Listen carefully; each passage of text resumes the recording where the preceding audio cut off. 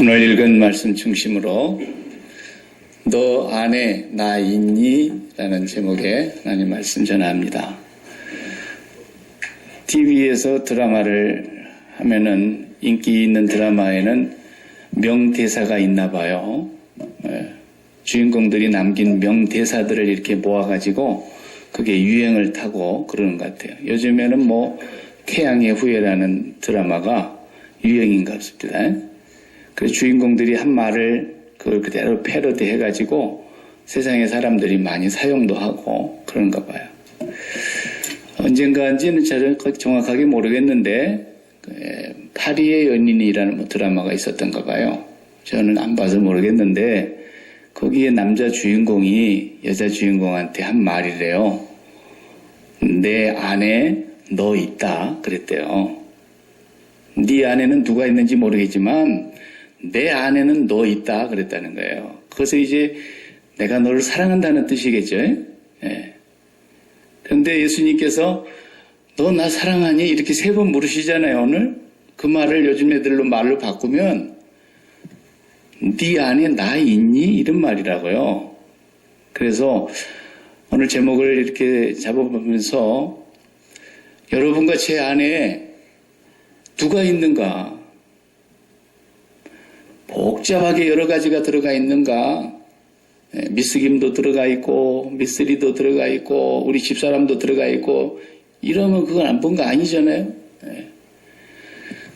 내 안에 정말 주님이 계신가를 주님이 묻고 계시는 이 말씀을 통해서 주님이 3번을 물으시니까 사람들이 어떤 학자는 그렇게 얘기를 합니다.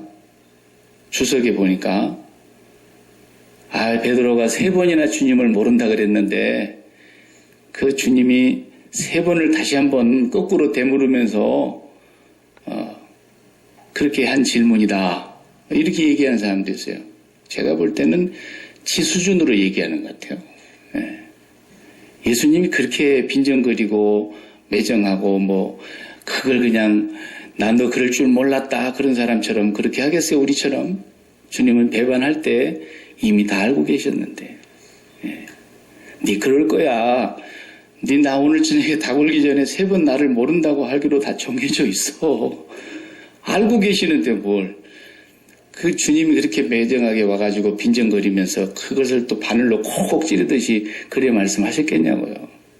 저는 그것은 동의가 안 됩니다. 여기 본문을 우리는 한국말로 읽었습니다만 원문에는 또 너 나 아가파오 사랑하냐? 아가페 사랑. 너 나가 아가파오 사랑하냐? 아가페로 물었다는 거예요. 주님이 2번. 그리고 3번째는 베드로가 아가페로 사랑하냐고 물을 때에 베드로 대답이 저는 필레오 사랑합니다. 했다는 거죠. 필레오 사랑은 이제 우정이라는 뜻으로 다들 쓰는데 주님을 향해서 나도 아가페 사랑합니다. 이렇게 말을 못했다는 거죠. 그 2번째도 아가파오 사랑하냐? 그러니까 저는 필레오로 사랑합니다. 또 그랬다는 거예요. 그래서 주님이 3번째는 그러면 필레오라도 사랑하냐? 그랬다는 거죠. 이게 이렇게 보는 여러 입장들이 있습니다. 근데 주님이 정말 그러셨을까? 저는 주님께서 여기서 3번을 반복해서 질문하시는 이 질문 속에 우리의 사랑을 확인하고 싶은 것이 분명하고 그 다음에 어떤 사랑을 해야 되는가를 말씀하시고자 하심이라고 저는 믿어요. 그래서 이 사랑을 통해서 내가 정말 주님을 진짜 사랑하고 있는가를 확인하고 있는 거예요. 그것만 가능하면 나머지 문제는 다 해결이 되거든요. 우리 자식도 키우면서 철이 들면 자식이 그러잖아요. 그렇게 아빠 엄마가 잔소리 같이 하고 회초리질도 하고 그랬어도 철이 들어가지고 이야 진짜 우리 엄마 아빠가 나를 사랑했구나. 지금도 사랑하시구나. 이걸 알게 되면은 다 해결되는 거예요. 그러니까 우리가 주님을 향해서도 마찬가지예요. 많은 것을 하는 것 같지만 정말 주님을 사랑한다면 다 해결이 돼요. 거기에 답이 다 있는 거예요. 그래서 주님은 이 3번의 물음을 통해서 정말 주님을 사랑한다는 게 뭔가, 그것을 확인하고 싶은 거예요. 이 아침에 제가 시 한 편을 읽어드리고 싶은데, 저는 시인이 아니라서 이 나레이터 같은 건 잘 못하지만, 그 TV에 나오는 정욱 씨, 수사반장에 나오기도 했고 그러죠. 정욱 씨 아세요? 정욱 씨의 아들이 정유찬이라는 아들이 있어요. 이 아드님이 시인인데 시를 참 잘 쓰세요. 그분이 쓴 시 가운데 사랑의 확인이라는 제목의 시를 한번 제가 읊어볼 테니까. 그대가 날 얼마나 사랑하는지 꼭 묻고 확인하고픈 때가 있습니다. 특별한 때가 아닙니다. 그저 너무 사랑해서 바로 옆에 있어도 무척 그리워서 그대도 그런지 궁금한 겁니다. 나만큼 사랑하는지 궁금한 겁니다. 그래서 물어보는 겁니다. 알아도 물어보는 겁니다. 왜 자꾸 묻느냐는 그대에게 자꾸 묻는 겁니다. 이렇게 말했어요. 참 시인은 시인이에요. 사람의 마음을 이렇게 표현할 수가 있는지 모르겠어요. 자기 나 사랑해. 요즘 젊은 애들이 그런다죠. 그러면 사랑해. 조금 지나서 자기 나 사랑해. 또 그런다죠. 그러면 사랑한다니까 왜 물어봐. 그런데도 또 자기 정말 나 사랑해. 이렇게 계속 사랑을 확인하는 거예요. 뭐 저는 그렇게까지나 사랑을 안 해봐서 모르겠는데 우리 애들 키우다 보니까 그러더라고요. 이 녀석들이 조금씩 이제 철이 들어가면서 눈치 볼 나이가 되니까 눈을 캐슴시리 뜨고 말이죠. 내가 뭐 열중하고 있는데 앞에 와서 어른거려요. 얼굴을 막 이렇게 들이밀고 그러면서 뭘 확인하고 싶은 거예요. 그럼 내가 이제 우리 아들 예쁘네 이렇게 하면 기분 좋아가지고 가는 거예요. 와 우리 딸 예쁘네. 그러면 애가 또 그냥 입이 벌어져갖고 막 가는 거예요. 그러다 조금 있으면 또 와서 그래요. 재밌거든. 사랑한다 그러니까. 이 사랑을 확인하는 순간, 나를 사랑한다고 하는 것을 확인하는 그 순간보다도 행복한 순간은 사실 없는 거예요. 주님도 제자들을 만나서 정말 너희들이 나를 사랑한다면, 정말 베드로 너희가 나를 사랑한다면 이제 왜 주님 떠날 거니까, 육신으로는 이 세상에 더 이상 계시지 않을 거니까 떠나시기 전에 이것이 제일 중요한 것이며 알파와 오메가이기 때문에 이것이 바로 되지 않으면 또 넘어질 수밖에 없고 또다시 원점으로 가버릴 수밖에 없기 때문에, 또 설령 네가 원점으로 가는 한이 있더라도 다시 회복되고 일어설 수 있는 길은 이거밖에 없기 때문에. 그래서 뭐 부부 사이도 좀 소원해지면 처음 만났던 장소에 가본다나요? 다시 시작하는 그런 마음으로 말이죠. 그러니까 우리의 신앙생활에 있어서 제일 중요한 포인트가 바로 이 부분이기 때문에 뭐 3번을 부인했던 4번을 부인했던 또 앞으로 살다가 부인할 일이 생기든 주님은 아시지만 주님은 그래도 제일 중요한 이 한 가지를 확인하고 싶어 하시는 거예요. 너 나 사랑하니? 네 안에 내가 있니? 라고 묻는 거죠. 이 3번의 질문에 아가페 사랑으로 질문을 하십니다. 그런데 필레오로 답변을 했다 이거예요. 첫 번째 물어보는 이 질문이 무엇일까? 저는 이 말씀이 네 마음 안에 있는 것이 뭐 여러 가지가 있을 수 있겠죠. 자식도 그 안에 들어가 있을 수 있고, 사업하는 사람 사업도 들어갔을 수 있고, 지금 내 발등에 불 떨어지는 무슨 현실이 있으면 그 문제도 들어와 있을 수 있고, 그런데 주님께서는 네 마음 안에 내가 첫 번째 현실로 들어와 있냐 이걸 묻는 거예요. 첫 번째 현실이라는 게 중요한 거예요. 모든 건 사실이 현실이 되는 거거든요. 없는 일을 그냥 미리 당겨다가 현실로 만들어 놓고 사는 사람이 복잡한 사람이에요. 아직 일어나지도 않은 일을 그냥 미리 당겨서 걱정을 하고 그렇게 되면 안 되죠. 진짜 있는 사실, 그것이 내게 현실인데 현실 중에서도 가장 우선하는 제1의 현실, 그게 내가 믿는 믿음의 대상일 수 있고 내가 가장 사랑하는 대상인 거예요. 문제를 내볼 테니까 물어볼게요. 애가 말을 안 듣고 말썽을 피워서 속을 끓여. 부모의 속을 끓여. 그러면 그게 자식 키우는 부모의 1차적인 현실이에요. 저놈이 언제나 사람 될까? 그러고 있는데 또 엎친 데 덮쳐가지고 공부까지 못해. 그러면 그냥 다른 집 애들은 맨날 공부를 잘해갖고 걱정이 없는데 왜 우리 집에는 공부를 못해가지고 이렇게 내 마음이 불편할까? 그것이 또 더 압박을 줘. 우리 집 애들 마냥. 그런데 더 큰 현실이 있어요. 하도 집에서 그냥 혼을 내고 미워하고 공부만 한다 그러니까 애가 집을 나가버렸어. 그래가지고 석 달 열흘 동안 전화 한마디도 없고 친구들한테 다 수소문을 해도 한 번도 본 적이 없대. 그럼 뭐가 현실이에요 이제? 집에서 말썽 부리는 게 현실입니까? 애가 지금 생사가 확인이 안 되는 게 현실이에요. 그 다음부터서는 마음의 소원이 바뀌는 거예요. 어디서 살아있다고 전화 한 통화만 해라. 예, 말썽을 펴도 좋고 뭐 공부는 뒤로 하고 그래 전화 한 통화도 안 와봐요. 1년이 넘도록 안 와봐요. 현실이 다 바뀌는 거예요. 사실이 현실이 되는 건데 현실 중에서도 가장 우선하는 현실. 사업이 이렇게 돈이 안 벌리고 이렇게 그냥 속 썩이는 일만 많고 그러다가도요. 병원에 가서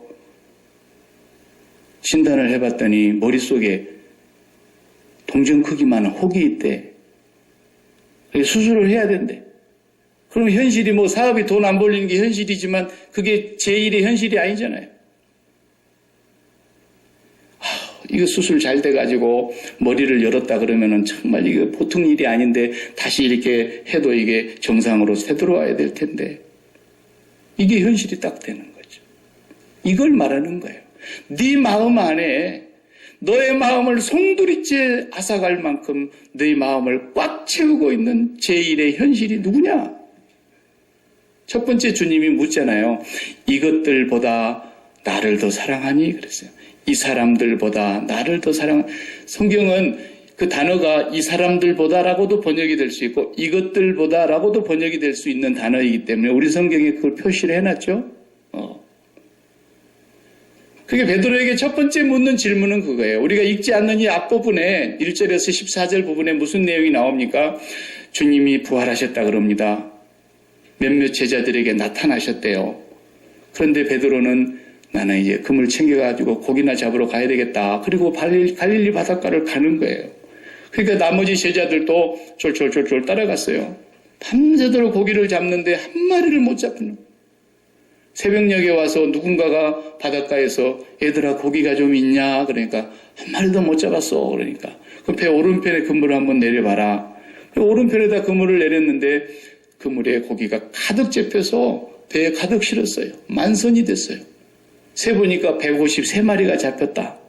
그런데 누군가가 주님이시다라는 소리를 치니까 베드로가 그냥 옷 입은 채로 바다에 첨벙첨벙 뛰어내려서 밖에 나와 보니까 이미 주님은 떡도 마련해 놓으셨고 고기도 구워놓고 숯불 위에다가 그리고 밤새도록 추위에 떨었을 제자들에게 아침 식사를 준비해 놓고 주님이 계신단 말이에요.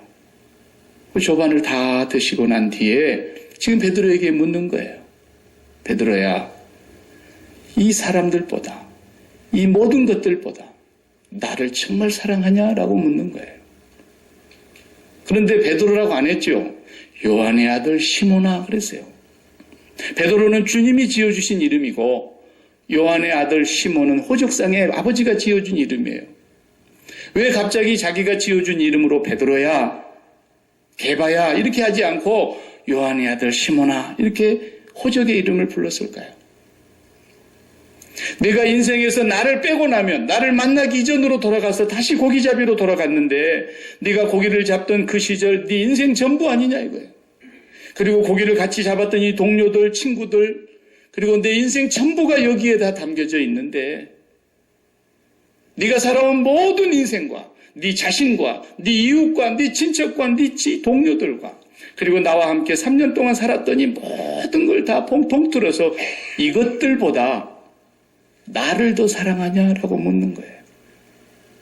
네 마음의 제1의 현실이 나냐라고 묻는 거예요. 뭐가 네 마음의 제1의 현실이냐라는 거예요. 뭐가 네 마음을 송두리째 다 사로잡고 있느냐라는 거예요. 부활하신 주님이 그걸 확인하고 지금 계시는 겁니다.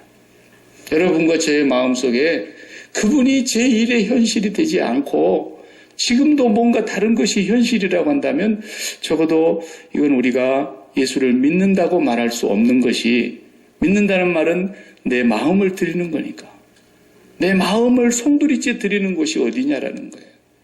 이것이 첫 번째 현실이 돼야 된다는 겁니다. 그리고 두 번째를 물으시는 거예요. 네가 나를 아가페 사랑하느냐? 이 두 번째 사랑을 확인하는 질문은 이제 네가 나를 그렇게 사랑하고 네 마음이 온통 나 자신으로 가득 차 있다고 한다면 네가 무엇을 하든지 이제는 나를 기뻐하고 내 행복을 위해서 살겠느냐라는 거예요. 주님이 그걸 물으시는 거예요. 그걸 확인해야 돼요. 정말 사랑한다면. 예. 오늘 그래 보니까 넉나간 녀석이죠. 둘이 젊은 애들이 풋사랑을 하는데 자기 여자친구가 명품 백을 하나를 갖고 싶어가지고 그렇게 했나봐요. 루이비통인지 밥인지는 내가 모르겠는데 그렇게 좋은 그 명품 하나를 갖고 싶어 하니까 이 녀석이 인터넷에다가 광고를 내가지고 신장을 기증해요. 신장을 팔아버려서 하나를. 2개 갖고 있으니까 하나 팔아도 괜찮죠? 네. 신장을 떼주고 돈을 받아가지고 자기 여자친구의 명품백을 사줬다는 거예요. 이게 정신 나간 녀석이지 이게 있을 수 있는 일입니까? 그런 명품백을 바라는 여자나 사주는 그 녀석이나 뭐 똑같은 도찐 개찐인데 예. 이걸 비유로 해서 생각해 본다면 네 마음이 정말 나로 가득 차 있고 내가 너의 마음속에 제1의 현실이라고 한다면 너는 이제부터 나의 기쁨을 위해서 나의 행복을 위해서 그 뭐 신장 하나뿐만 아니라 네 목숨까지도 미워할 수 있느냐 이걸 물으시는 거예요. 두 번째 질문이 그러니까 우리가 세상을 살면서 정말 저와 여러분의 마음속에 예수 그리스도가 유일한 우리의 사랑이며 현실이라면 이제는 어떻게 살아야 된다는 말입니까? 부부가 사랑을 해도 내가 남편으로서 아내에게 어떻게 말하고 어떻게 행동하고 어떻게 섬겨야 주님이 기뻐하시겠느냐 그걸 생각한다는 거예요. 어떻게 하면 내 아내가 기뻐할까가 아니라 어떻게 하면 내 남편이 기쁘게 할까가 아니라 어떻게 내가 하면 내 남편을 어떻게 섬겨야만 주님이 기뻐하실까? 내가 내 자식을 성공하는 그런 부모가 되겠다 아니라 내 자녀 하나를 돌보고 키우는데도 어떻게 키우고 무슨 말을 해야 주님이 기뻐하실까? 모든 삶의 원칙이 거기에 초점이 맞춰져야 된다는 거예요. 사업을 해도 내가 어떻게 돈을 많이 벌까 성공할까가 아니라 내게 만나는 모든 손님들과 바이어들과 내가 관계를 맺으면서 어떻게 해야 주님이 정말 기뻐하실까? 교회 와서 이 공동체를 위해서 내가 밥을 해도 저 UGM에 가서 내가 저 어려운 사람들을 위해서 밥을 해서 섬겨도 골프 대회를 해도 내가 돈을 날마다 친구들하고 만나서 내 사적인 돈을 써도 내가 자녀를 키워도 무엇을 하든지 먹든지 마시든지 내가 정말 이제 내 마음에 온통 제1의 현실로 차지하고 있는 그분이 기뻐하시느냐 그분이 행복해 하시느냐에다가 초점을 둔다라는 거예요.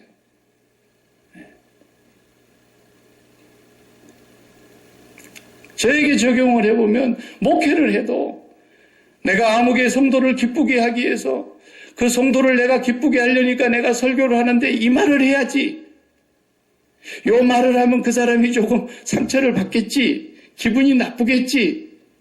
그렇게 목회를 하면은 사도 바울이 갈라디아서 1장 10절에 그러잖아요. 내가 하나님을 기쁘게 하랴 사람을 기쁘게 하랴. 아직도 내가 사람을 기쁘게 하는 것이라면 그리스도의 종은 아니니라 그랬어요. 그 성도에게 그 성도가 어려운 형편에 놓여 있다고 해서 그 성도를 기쁘게 하기 위해서 그래가지고 그 성도를 내 마음에 들게 하고 내 마음에도 그 성도가 들게 하고 저 사람을 내 사람으로 만들어야 되겠다. 그것이 뭐 항상 나쁜 건 아니지만 그것을 염두에 두고 목회를 하게 되면 내가 하는 말은 그 사람에게는 정크푸드밖에 안 된다는 거예요. 아무 약효과가 없다는 거예요. 내가 이 어려운 형편에 놓여 있는 그 사람이 정말 발등에 불같은 어려운 현실이지만 그 문제를 먼저 하는 것이 아니라 그 문제보다도 내 마음의 제1의 현실이 되고 계시는 예수 그리스도께서 이 형편에 있는 사람에게 무슨 말을 하게 하는 것인가? 그분이 무슨 말을 해야 기뻐하실까? 이걸 생각하는 사람이라야 된다 그 말이에요. 오늘 저와 여러분이 주님을 사랑한다면 우리의 삶의 모든 스타일이고 패턴이 그렇게 바뀌어야 된다는 것입니다. 돈을 쓰세요. 돈을 쓰시되 내가 이 돈 쓰는 것이 정말 주님이 기뻐하시게 쓰는 건가? 왜? 주님이 주신 것이니까. 여러분이 무엇을 하든지 그렇게만 먼저 우선을 삼고 사신다면 주님이 여러분에게 꼭 합당한 길로 은혜를 베풀어 주실 거라는 것입니다. 세 번째에 이제 주님이 필레오로 물어보셨다 그러는데 이 세 번째 사랑은 이제 수평적인 사랑을 말하는 것입니다. 첫 번째, 두 번째 사랑은 이렇게 마주보고 눈을 맞추는 사랑이라고 한다면 세 번째 이 묻는 사랑은 둘이 같은 곳을 바라다보는 사랑을 말하는 겁니다. 이제부터 무슨 일을 하든지 나와 함께 하겠느냐라는 겁니다. 네가 의욕과 열정만 가지고 일을 하는 것이 전부가 아니라 나를 정말 사랑한다면, 그래서 무슨 일을 하든지 나를 기쁘게, 나를 행복하게 하기 위해서 한다면 이제는 네 모든 매사를 나와 의논하겠느냐라는 거예요. 주님의 뜻인가 아닌가를 묻고 하겠고, 주님과 교제하면서 하겠고, 주님과 그만큼 친밀하게 일하면서 살아가겠느냐, 이걸 물으시는 거예요. 저와 여러분이 무슨 일을 하든지 항상 그걸 먼저 우선순위를 두고 살아가게 된다면 여러분은 주님을 사랑함이 틀림없어요. 저는 예전에 그 신학교 다닐 때 연세 많으신 목사님이 목회 실습, 목회학을 가르쳤어요. 존경받고 목회에도 참 모든 사람들이 볼 때 귀감이 되게 목회하신 선배 목사님들 중에 은퇴하신 분들이 이제 학교에 와서 목회학을 가르치세요. 임상 목회학을 가르치죠. 그분이 그런 말씀을 하셨어요. 목사는 쓸데없이 노예 가가지고 노예장 같은 거 하나 해먹으려고 그냥 그렇게 난리치지 말고 총회장 하려고 그렇게 난리치지 말고 그저 목사는 목양일념으로 살아야 됩니다. 그죠? 놀든지 먹든지 마시든지 쉬든지 뭘 하든지 목양일념으로 살아야 됩니다. 목양일념 그래가지고 표구를 해가지고 이렇게 다 액자에다 써놓고 어떤 집에 가면 그러잖아요. 목사님 댁에 가보면 목양일념, 목회, 양을 치는 일에 전념해야 된다 이래. 쓸데없이 골프 치러 돌아다니지 말고 낚싯대 메고 돌아다니지 말고 그렇게 얘기를 했어요. 그분이 목회를 열심히 잘하신 분이세요. 맞아요. 목양일념이란 말이 틀린 건 아니에요. 그런데 그보다도 더 우선하는 게 있어요. 목양일념 가운데에는 여러 가지 의미가 담겨져 있을 수 있어요. 내가 큰 목회를 한번 해봐야 되겠다. 큰 교회 목사가 한번 돼봐야 되겠다. 목회에 성공해봐야 되겠다. 그런 마음으로 목양일념을 하는 사람도 있거든요. 없지 않아요. 그러나 그보다도 더 우선하는 것은 뭐예요? 예수 일념이에요. 예수님을 정말 사랑하느냐는 거예요. 진정으로 이 사람이 예수님을 사랑해서 예수님 한 분만을 사랑해서 목양일념이 된다 그러면은 뭐 그건 문제가 안 되는 거죠. 너무너무 이상적이고 옳은 거예요. 근데 딴 마음이 있어가지고 목양일념이라고 한다면 그건 하나님 앞에 잘못된 거라 이거예요. 그러니까 딴 마음이 있어갖고 목양 일념이 된 사람들은 목회할 때 보니까 막 그러더라고요. 부목사들을 막 잡아. 거의 반 막 죽여, 막. 군화발로 그냥 조인트를 까기도 하고 말이야. 작년에 네 교구가 100명 있는데 왜 95명으로 줄어들었어? 봉급 까예. 그래갖고 봉급도 까고 막. 서울 가봐요. 그게 현실이에요, 현실. 그런 건 목회가 아니죠. 정말 예수님을 사랑해서 정말 예수님만이 내 마음의 제1의 현실이 되어서 목회를 할 때에 그 마음이 예수님의 마음을 갖고 보니까 예수님이 그 양떼를 향해서 가는 마음이 곧 내 마음이 되더라. 이래가지고 목양일념이라면 진짜 100점짜리죠. 100점짜리. 여러분도 마찬가지예요. 이걸 저에게만 적용하는 것이 아니라 여러분 모두에게도 적용해야 돼요. 베드로가 대답을 하니까 주님이 내 어린 양을 먹여라. 내 양을 쳐라. 내 양을 먹이라. 이런 말씀하시잖아요. 그러면은 여러분들에게도 주님이 동일하게 물으시는 거예요. 아무개 엄마야, 너 정말 나를 아가파오 사랑하냐? 아가파오 사랑하냐? 필레오 사랑하냐? 예, 사랑합니다. 그러면 이제는 내 아들을 너에게 맡기겠다. 지금은 내가 낳았다고 내 자식인 줄 알았지만은 정말 주님을 사랑하고 주님이 제1의 현실이 되게 되면 내 아들이 아니에요. 그때부터는. 주님의 자녀예요. 내 양을 너에게 맡기겠다. 그렇게 되는 거예요. 그 다음부터서. 그래서 이 자녀를 주님이 기뻐하시는 뜻에 합당하게 키워야 된다. 그 말이에요. 네가 나를 정말 아가파오 사랑하냐? 필레오 사랑하냐? 그러면 이제 내가 이 사업을 너에게 맡기겠다. 이렇게 말씀하시는 거예요. 이 사업이 내게 아니에요.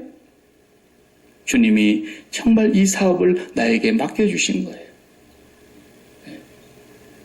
모든 사람이 그렇게 예수를 사랑한다면 그렇게 적용하고 살아야 된다는 거예요. 이 삼중의 사랑. 예수님만이 나의 첫 번째 현실이 되고 그래서 내가 무엇을 하든지 그분의 기뻐하심과 그분의 행복을 위해서 내가 삶을 살고 이제는 그분과 함께하는 일이 아니라면 차라리 일하지 않는 것이 낫다는 그런 일념을 가지고 그분과 함께 일하는 그런 삶을 살아갈 때 지금 내 마음속에서 제일 시급한 불덩어리 같은 것이 발등에 떨어졌어도 그게 첫 번째가 아니라 그걸 어떻게 끊어냅니까? 주님의 십자가에서 죽음을 먹는 거예요. 이 죽음을 오늘 또 우리가 먹고 마시면서 나는 이 세상과 이 현실에 대하여 죽은 자입니다. 내가 이것이 좋은 것인지 나쁜 것인지 나는 선악을 분별할 수가 없습니다. 나는 주님의 죽음을 내 양식으로 먹으면서 주님만이 나의 삶의 제1의 현실입니다. 이 상황 속에서도 내가 어떻게 주님을 기쁘시게 할 것인가를 먼저 생각하는 사람. 그 사람이 정말 주님 사랑하는 사람입니다. 이 상황 속에서도 어떻게 주님과 함께 할 수 있는가를 먼저 묻고 일하는 사람. 이 사람이 정말 주님을 사랑하는 사람입니다. 이 삼중의 사랑을 주님은 시몬에게, 저와 여러분에게 묻고 계시는 것입니다. 기도하십시오.